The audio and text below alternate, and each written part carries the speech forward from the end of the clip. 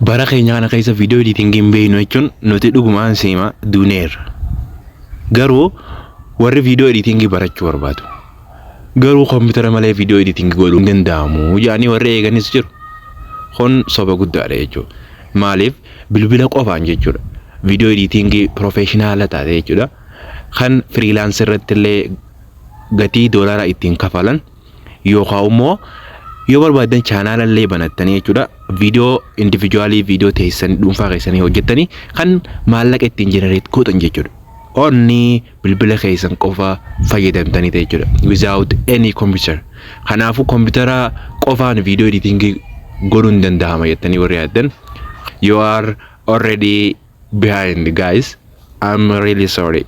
Kanaafuu bilbila qofaan vidiyoo professional taate kan freelancer irratti illee jechuudha. Freelancer irratti illee kan maallaqa itti argachuu dandeenyu yookaan doolaara ittiin generate godhuu dandeenyu jechuudha. Karaa adda ta'een kan inni isin garsiistu hanga dhumatti nu hordofan afeerraa teenyatan yeroo maraati. Har'a immoo akkuma yeroo dabree laalaa turre jechuudha. Yeroo dabree vidiyoo akkamitti akka aaditti goonu jechuudha. Teekistii akkamitti aaditti goona, audio yookaan immoo fanii wayii sagalee fanii wayii takka akkamitti itti aad goona kajaa'u bal'inaan vidiyoo dabre keessa laallee turre jechuudha. Har'a immoo waa'ee green button subscribe kennuun kun maali? Vidiyoo teenyituun osoo akkana deemaa jirtu jechuudha. Osoo isin hin dubbatin jechuudha. Subscribe this channel kaayattu jechuudha. Akkamitti vidiyoo san green screen subscribe button san akkamitti itti galchuu dandeenya vidiyoo teenya irratti kajaa'u kan laalutaa. Inni itti aanu immoo background removal jechuudha. Background akkamitti remove godhuu dandeenya jechuudha vidiyoo teenya irraa. Background akkamiin vidiyoo teenya irraa background akkamiin remove godhuu dandeenya kajaa'u kan laalutaa. Jalqaba irratti vidiyoo tanabee itti bannu. Amma vidiyoon teenya bifa kanaan akka deemaa jirti ayennu. Biasaan tanaa fakkaatti gaa.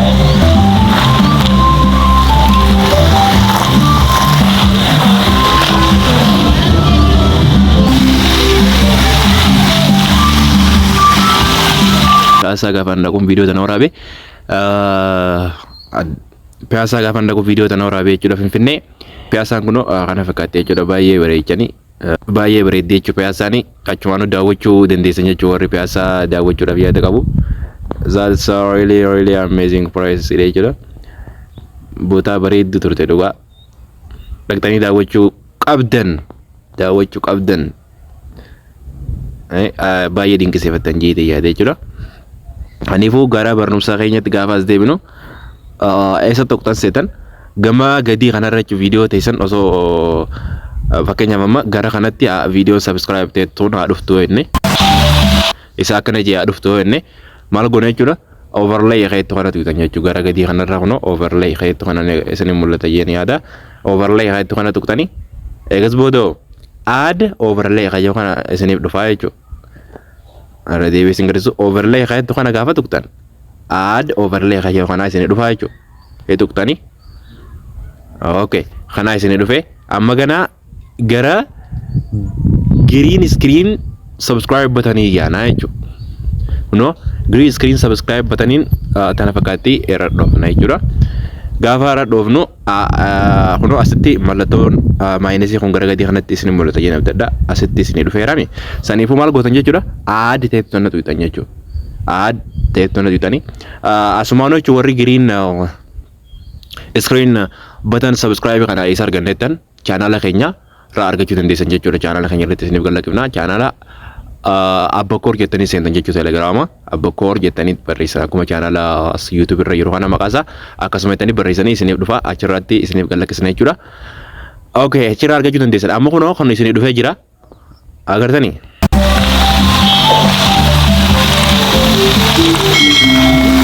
Agartanii tuni kana fakkaatee jechuudha. Ammoo eegaa kun dhufee jira. Background isaanii kana isaa kan akkamitti balleessuu dandeenya yookaan akkamitti isa kana qoftiin mul'achuu danda'a jechuudha. Subscribe teettu kana logo YouTube kunii fi akkasitti subscribe bell button tun gaafa akka jiraattu qofa jechuudha. Yoo barbaanne maal goone seetan gara gadii kanarra jechuudha asooftan. Gara gadii kanarra asooftaniitiin maal gootan jechuudha. Gara remove remove background jechuusaati as tuqxan jechuudha. Viidiyoo irra waan dhufu laalaadha. Amma kanaa isin dhufe jechuudha. Auto removal idamo custom removal idamo chroma key kayo kana fayyadamtanii jira. Nuti chroma key kayo kana fayyadamna jechuudha. Viidiyoo amma green screen button subscribe kana irratti waan dhufu laala gaafaan chroma key kana tuqu. I've seen it agartanii dhufe. Uno akkatti mallattoo circle tanaa isin dhufe jechuudha. Mallattoo circle kana akkam gootan gara green screen kana irra geessan jechuudha. Orooftanii harkaan tuqxanii green screen kana irra geessan gartanii dhaamte jechuudha gartanii. Kana irra yoo gootan ammoo hamtuu dhaamee jira batanii tanaa isin duraa dhaama jechuudha. Fakkeenyaaf akkuma jiru kana yoo dhiifne yoo amma fakkeenyaaf kana goone batanii tanaatutu maal jechuudha nu duraa dhaama jechuun bareeddu jechuudha batanii subscribe ta'ettuun jechuudha. Saniifuu maal gootanii asirraa fuutanii gara kanarra geessan jechuudha. Subscribe qayyattu isiniif maal jechuudha backgroundin isinirraa dhaamteerti jechuudha. Intensity si ol guddisuudhaaf asirraa kana guddisanii kanatti keessu dandeessan kun ana gaafa akka ol guddisnu badaa jirti jechuudha. Asirra yoo dhiftan bareeda yaada. Okay kana fakkaate jechuudha. Amma kun isin seeneera mee ilaalluu irra deemne.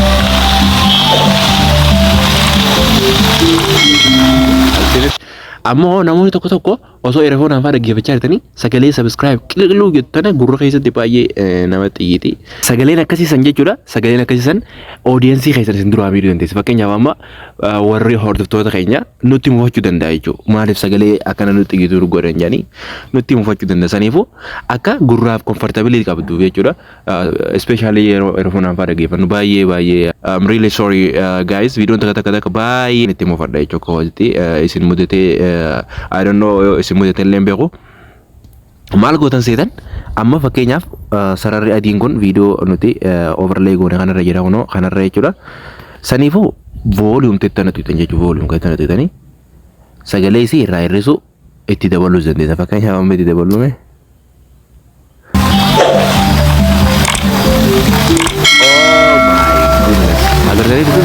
baay'ee distraction uumte jechuudha. Saniifuu sagalee isii irraa gad hir'istan jechuudha akka comfortability qabaattuuf mee.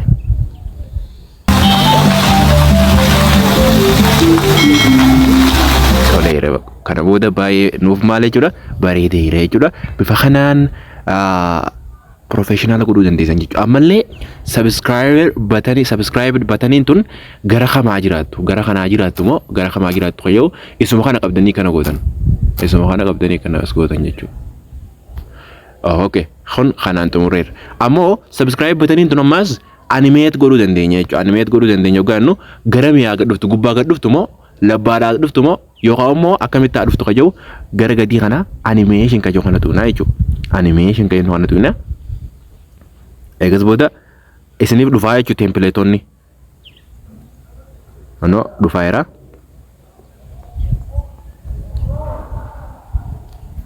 Intro damo outro damo combo dha qayyoo fakkeenyaaf amma fakkeenyaaf tokkuma fayyadamee isin garsiisu fakkeenyaaf.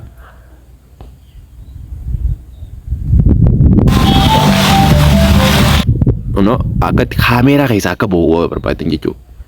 Subscribe bataniin tun kaameeraa guddaan kun itti dhufee jechuudha. Akka keessa bu'uu barbaadne kun kana fakkaata jechuudha. Batanii kaameeraa san keessaa ba'ee jechuudha. Saniifuu ammallee akka kun asirratti cosmic eye kana keessa ija namaa sana keessa akka bu'uu godhuu dandeessan yookaan immoo balballi itti cufamtee balballi gaafa banamtu akka keessa bu'uu godhuu dandeessan bifa kanaan.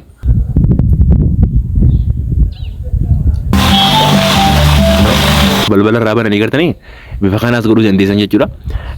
Hedduu jira feesharii hedduu jira kan barbaadan as keessatti godhuu dandeessan jechuudha. Kan barbaadan godhuu dandeessanii outro gaafa jennu kan jalqaba gaafa seenu kan immoo gaafa bahu akkamitti baha jedhu. Eegatu viidiyoo subscribe bataniin tun akkamitti baati viidiyoo teenya irraa gara dhumatti akkamitti baati qayyoo kan itti dabarree alaa dhufu sweeping kanaan akka baatu godhuu dandeessan waan barbaadan godhuu dandeessan jechuudha.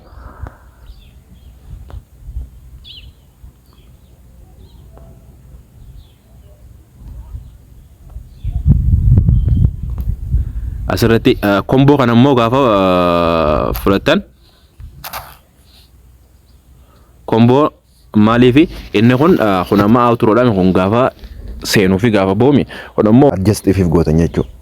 Outroo fi intro son ta'in ifumaaf adjust gootan jechuudha. Kunis kana fakkaata jechuudha. Kun fakkeenyaaf as keessaa barbaadan fudhatan jechuudha. Baay'ee jira. Daataa banatariiti gaafa kun akkatti isinii bahu yookaan wifi dhaan jechuudha. Kana ta'uu inni fakkeenyaaf amma zoom waan kana fayyadamne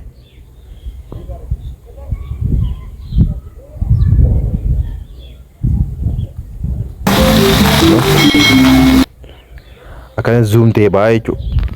Asirratti illee sakandii isaa xiqqeessuu dandeessanii dabaluu dandeessan jechuudha. Sakandii isaa dafee qabuu barbaadan akka xiqqeessanii akka turuu barbaadan akkana gootan jechuudha.